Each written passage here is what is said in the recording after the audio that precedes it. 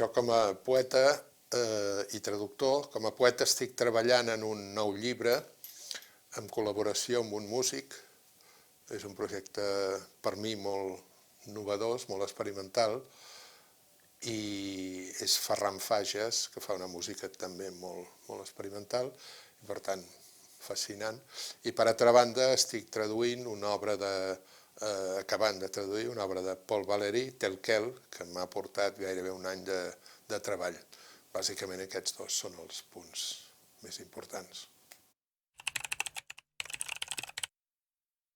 Vivim plenament i clarament en la societat de l'espectacle i aleshores determinades formes artístiques estan molt bandejades, jo crec, d'aquesta societat espectacular, que només es fa visible allò que és de consum immediat i, per tant, formes com l'art, les arts visuals, com determinat tipus de cinema, com determinat tipus de teatre, com la poesia, etc. Tot això apenas se'n parla. L'única veu crítica que ens està quedant. Veiem que cada vegada el món camina més cap a una mena de dictadures toves,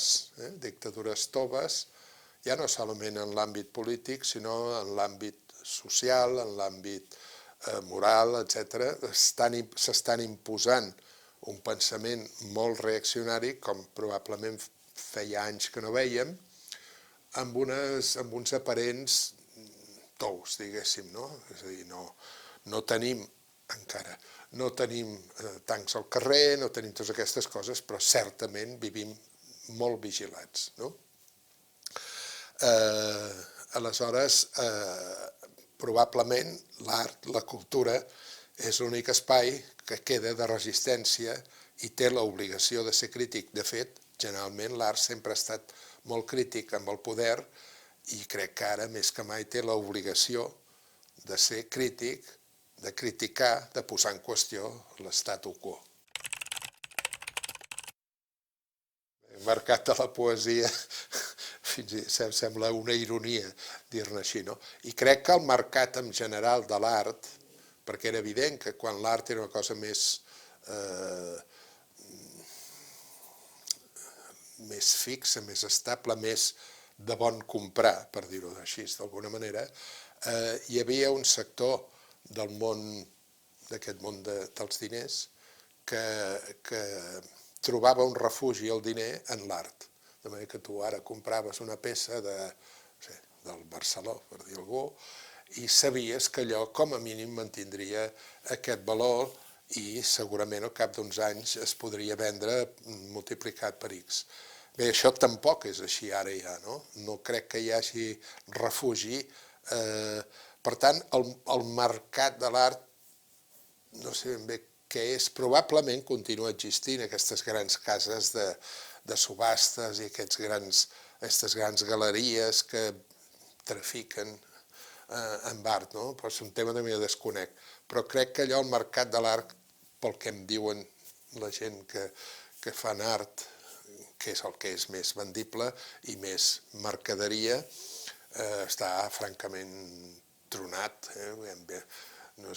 Jo, que sóc una mica vellet, recordo l'esplendor dels anys 60 i 70 del carrer Consell de Cent, amb tota aquella plètora de galeries d'art, que una s'ha convertit, la Gaspar, s'ha convertit en una casa de bicicletes, que quan passo per allà jo quedo esgarrifat, etc. Vull dir que el mercat de l'art no sé si existeix o existeix a través d'uns mecanismes invisibles com internet i tantes coses, possiblement. Però el mercat tal com el s'entenia fa uns anys, no sé si existeix.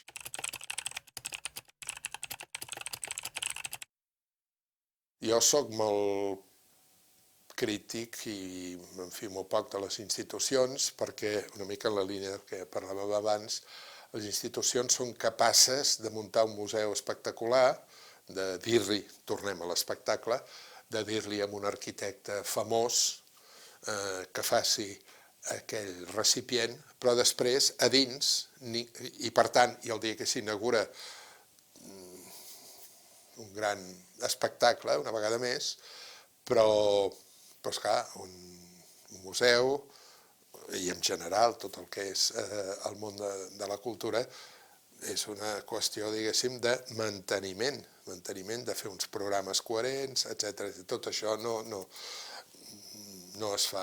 I veiem ara com molts museus, institucions, existeix físicament el lloc, però no saben què fer o fan unes coses francament molt barates, i no ho dic en sentit pejoratiu, però poden fer unes coses molt limitades.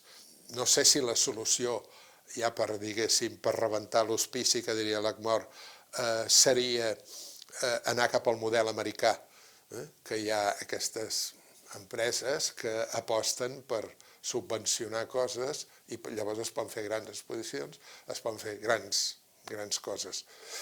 No sé, però jo crec que les institucions ara i aquí, entre que tenen o diuen que tenen pocs diners i que els dediquen no sé ben bé a què, queda molt poc marge per a la cultura.